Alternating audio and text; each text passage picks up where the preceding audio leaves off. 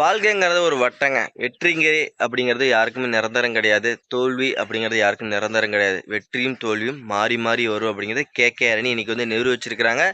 அவங்களோட அருமையான ஒரு வெற்றி இன்னைக்கு வந்து பதிவு பண்ணியிருக்காங்க. டெல்லி கேபிட்டல்ஸ் அணிக்கு எதிரா. இன்னைக்கு வந்து பார்த்தீங்கன்னா, முதல்ல பேட்டிங் செஞ்ச டெல்லி கேபிட்டல்ஸ் முதல்ல வந்து ஒரு அருமையான தொடக்கத்த வந்து குடுத்தாங்க.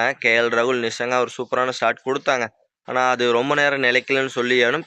ராகுலோட விக்கெட்ட எடுத்ததுக்கப்புறம் டெல்லி கேபிட்டல்ஸோட அந்த பேட்டிங் ஆர்டர் டோட்டலாவே கொலாப்ஸ் ஆச்சுன்னு சொல்லியாகணும். அதுக்கப்புறம் வந்து நிதிஷ் ராணாவா இருக்கட்டும், ஸ்டப்ஸா இருக்கட்டும், அக்ஷர் பட்டேலா இருக்கட்டும், ரிஸ்வியா இருக்கட்டும், யாருமே ஒரு சரியான ஒரு பேட்டிங் இன்னைக்கு வந்து சரியான குடுக்காதனால வந்து பார்த்தீங்கன்னா, பேட்டிங் ஆர்டர் அப்படி சரன்னு சரிஞ்சுது. ப்ளஸ் ரன்ஸுங்கிறது அவங்களால அடிக்க முடியல. ஒரு கட்டத்தில நிசங்கா மட்டும் தனியா விளையாடி இருந்தாரு. ப்ளஸ் அவரும் பார்த்தீங்கன்னா, ஒரு 50 ரன் அடிச்சு அவரும் ஒரு விக்கெட்ட இழந்துட்டு போயிட்டாரு.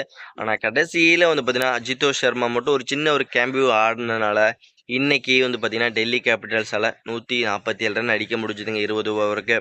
ஓகே 148 அப்படிங்கிற ஒரு சேசிங்கை நோக்கி ஆட ஆரம்பிச்ச கேகேஆர் அணிக்கு ஆரம்பத்தில் 2 விக்கெட் அன்பார்ச்சுனேட் தேவை.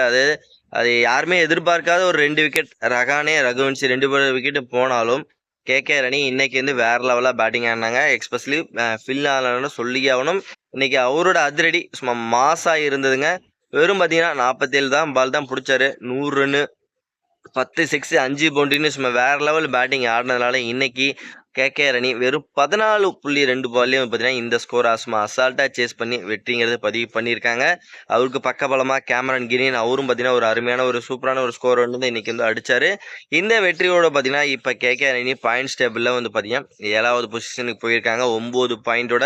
இது அவங்களோட கண்டினியூவா 4வது வெற்றிங்க. ஆரம்பத்தில் தோல்வி அடைஞ்சுக்கிட்டே இருந்தாங்க. இப்போ கண்டினியூவா தொடர்ந்து 4 மேட்ச் வந்து அவங்க ஜெயிச்சுக்கிட்டே வராங்க. இது வேற லெவல் கம்பேக் ஆகியிருக்கு. இதே மாதிரி கம்பேக் பண்ணாங்க அப்படின்னா கேகே அணி கம்பல்சரி பிளே ஆஃப்ஸ்குள்ள நுழையிறதுக்கு வாய்ப்பு அதிகமாகவே இருக்குது ஃப்ரெண்ட்ஸ். அதனால வந்து பார்த்தீங்கன்னா வாழ்க்கைங்கிறது எப்போவுமே ஒரே மாதிரியே இருக்காது. ஒரு நாள் தோக்கிறவன் ஜெயிப்பான், ஜெயிக்கிறவன் தோப்பான் அப்படிங்கிறது இது ஒரு முன் உதாரணமாக இன்னைக்கு வந்து கேகேஆர் அணி பண்ணிக்கிட்டு இருக்கிறாங்க.